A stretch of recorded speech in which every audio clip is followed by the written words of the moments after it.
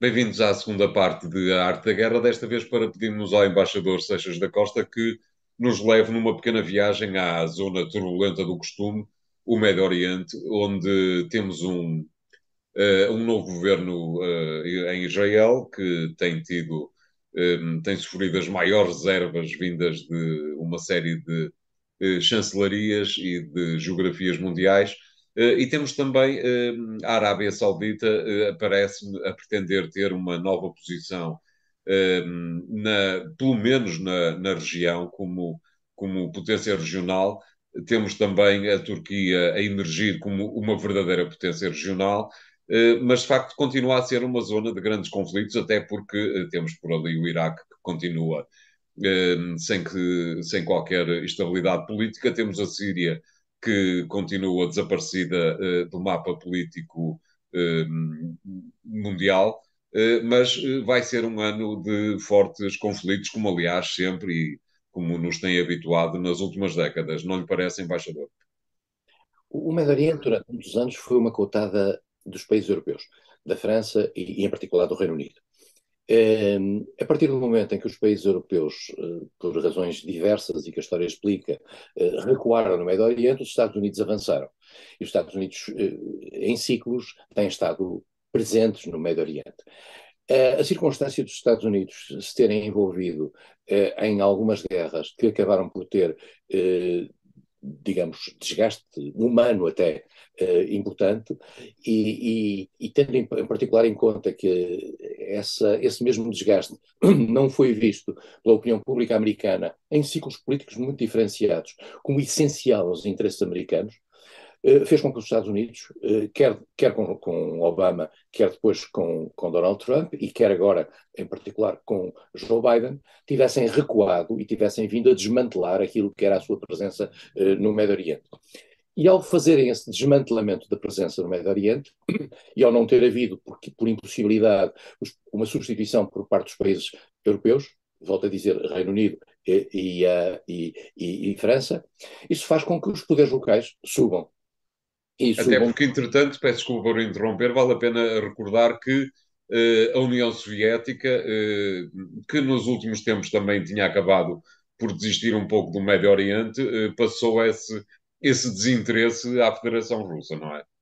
Exatamente, e a Federação Russa, a certa altura, depois do período Obama, passou a ter uma presença no Médio Oriente como nunca tinha tido, desde o tempo do Egito, desde o tempo em que tinha um papel importante no equilíbrio político interno do Egito.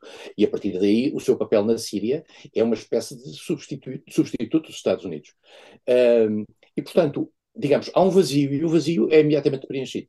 E aí aparece um outro ator, não é tanto surpresa, mas de certa maneira com uma capacidade de afirmação que nunca teria se os grandes poderes mundiais ali estivessem, que é a Turquia. E a Turquia, como poder regional, afirma-se também ali. Israel vai e vem em função dos seus próprios interesses e em função também do espaço que o mundo ocidental lhe dá. O António referiu aí que o novo governo israelita, que é um governo de extrema-direita, em que já houve provocações feitas em Jerusalém por membros desse mesmo governo que fazem parte dos setores mais radicais israelitas. Nunca houve um governo tão à direita como aquele que existe hoje em Israel. Acontece sempre nestes governos uma reação ocidental negativa, exceto depois se o comportamento desse governo for interessante para os países ocidentais e para os interesses dos países ocidentais na área. E isso é que veremos se Netanyahu consegue tornar-se, digamos, um braço armado ou um braço político interessante para aquilo que são os interesses do mundo ocidental. E em particular dos Estados Unidos, que querem estar ali presentes sem estar. E isso levanta o problema de saber como é que os outros parceiros se vão funcionar. Há um país que é chave nisto, que é o Irão. A evolução do Irão é a maior ameaça que existe, quer em relação ao mundo sunita, tutelado, ou em particular para a Arábia Saudita, por um lado, mas também pela Turquia por outro. São dois núcleos sunitas diferentes um do outro, mas apesar de tudo têm esse inimigo comum. Israel, que tem naturalmente o Irão como inimigo comum, porque o Irão elege Israel como uma unidade a abater. Perante aquilo que foi o recuo ocidental, a Arábia Saudita surgiu nos últimos anos como, digamos, o polarizador dos países do Golfo. Esse polarizador dos países do Golfo entrou em conflito com o Irão no Iémen, e está a tentar reforçar-se e a tentar mostrar o seu papel no mundo, a partir em particular deste novo príncipe que já, no fundo, não tendo o poder formal, o tem de facto, Mohammed bin Salman. MBS, como se designa na política internacional. O MBS está a tentar mostrar o seu poder e tem mostrado, não obstante ser aparentemente culpado da morte de um jornalista saudita-americano no consulado saudita Istambul. em Istambul, conseguiu já uma exoneração de responsabilidades por parte dos Estados Unidos e, portanto, nota-se que os Estados Unidos já perceberam, depois de Biden ter anunciado que ia transformar a Arábia Saudita num pária internacional, percebeu que precisa da Arábia Saudita, em particular agora em que o petróleo daquela zona não é irrelevante, tendo em conta a necessidade de isolar a Rússia. E por isso mesmo estamos aqui num terreno novo em que a Arábia Saudita se está a mostrar. E veremos em que medida é que consegue coordenar os 6 países do Golfo, veremos em que medida consegue coordenar-se, por exemplo, também com a Turquia, neste quadro anti-Irão. E temos aí, como o António referiu, a questão da Síria. A Síria, em 2012, entrou numa selva política interna. Não é demasiado dizer selva política interna, porque o que se passou ali foi dramático sob o ponto de vista humanitário. Tem sido um país mais ou menos esquecido nos últimos tempos. Há uma guerra que limpou parte do seu território e nós sabemos que há ambições, nomeadamente por parte da Turquia, relativamente a uma área norte, na ideia de criar uma buffer zone, uma espécie de uma almofada de proteção, mas há ambições relativamente à Síria. O facto de haver ambições relativamente à Síria torna a Síria também um parceiro um pouco menos relevante num outro país da região, que é o Líbano, onde a Síria tem sempre um papel importante. Aliás, o Líbano faz parte daquilo que é o projeto da Grande Síria, e onde a situação política, humanitária e económica é dramática, com grande fragilidade, com intervenção do Irão, com potencial intervenção de Israel e com uma atenção por parte da França, que tem uma ideia tutelar antiga relativamente ao Líbano. É um país trágico, tem tido uma vida trágica nos últimos tempos. E, portanto, estamos numa região em que os poderes ocidentais estão recuados, em que os poderes locais estão a afirmar-se fortemente e em que o potencial de um conflito de natureza regional pura é muito elevado. Uhum. E parece-lhe que esta concorrência, esta corrida par a par entre a Turquia e a Arábia Saudita vai acabar por ditar um vencedor. A Turquia tem feito, como aliás noutras geografias, tem feito qualquer coisa para haver uma aproximação à Arábia Saudita, já fez o mesmo com os Emirados Árabes Unidos, tem feito inclusivamente qualquer coisa em termos de aproximação ao Egito, como também fez a Israel. Esta disputa entre Turquia e Arábia Saudita acabará, na sua ótica, por engendrar um vencedor, ou os dois países estão condenados a equilibrar-se um ao outro e a não haver um que sobressaia relativamente ao concorrente? A Turquia e a Arábia Saudita tinham entre si, sendo embora países sunitas, tinham entre si um conflito grave, em particular relacionado com o apoio à Irmandade Muçulmana, que Certo. era feita pela Turquia no Egito e que era combatida pela Arábia Saudita.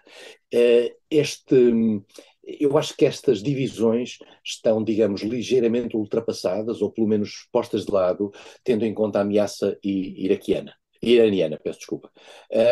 E aí acho que o potencial de conflitualidade entre as duas partes não é muito elevado. Até porque a Uh, Irmandade, entretanto, praticamente desapareceu do mapa egípcio, não é? Exatamente, e a Turquia, digamos, deixou de dar sinais de estar a utilizar essa arma de arremesso ali dentro.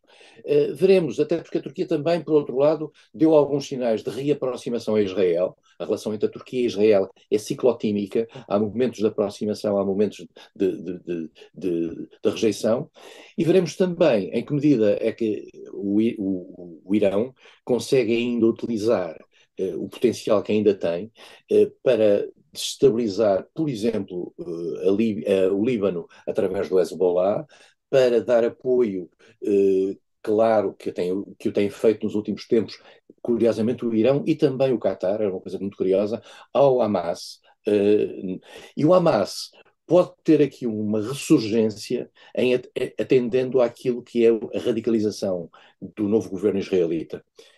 O Hamas é sempre a entidade que reage mais fortemente aos avanços radicais dentro de Israel.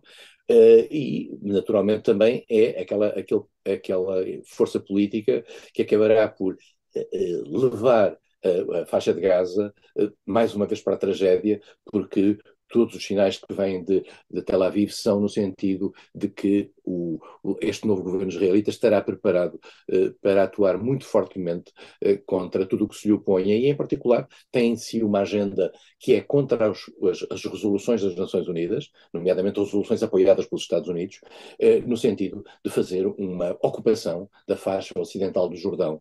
E muitos destes partidos que estão na coligação esfiada por Netanyahu defendem uma postura altamente radical, de tomada pura e simplesmente daquele território, em consideração de que toda aquela zona é Israel, e que esta ideia de dois Estados e que a ideia de dar à autoridade palestiniana um conceito de proto-Estado não tem qualquer sentido. Evidentemente, para uma resposta muito rápida, evidentemente que 2023 ainda não será o ano em que haverá eleições na Cisjordânia e na faixa de Gaza, não lhe parece? António, eu tenho em atenção, eu devo dizer que eu não tenho grande complacência em relação aos regimes que não fazem eleições, mas tendo em atenção aquilo que são as ameaças que hoje se pairam sobre o mundo palestino, essa será com certeza a menor preocupação, porque Claro. tendo em atenção o facto de Israel incumprir sistematicamente com essas resoluções que lhe dizem respeito, dão, digamos, alguma legitimidade a um estado de exceção no passado. E já agora gostava de dizer o seguinte, tendo em conta aquilo que se passou nas Nações Unidas há dias. Há dias nas Nações Unidas foi aprovada uma resolução no sentido de que a autoridade a contestação que Israel faz à soberania do Palestina naqueles territórios fosse levada ao Tribunal Internacional de Justiça. A maioria da União Europeia votou contra essa pergunta ao Tribunal Internacional de Justiça. Portugal votou a favor dessa pergunta. Eu acho que isto só dignifica a política externa portuguesa. Claro. Muito bem, vamos fazer aqui o segundo intervalo do programa de hoje. Voltamos já de seguida. Até já.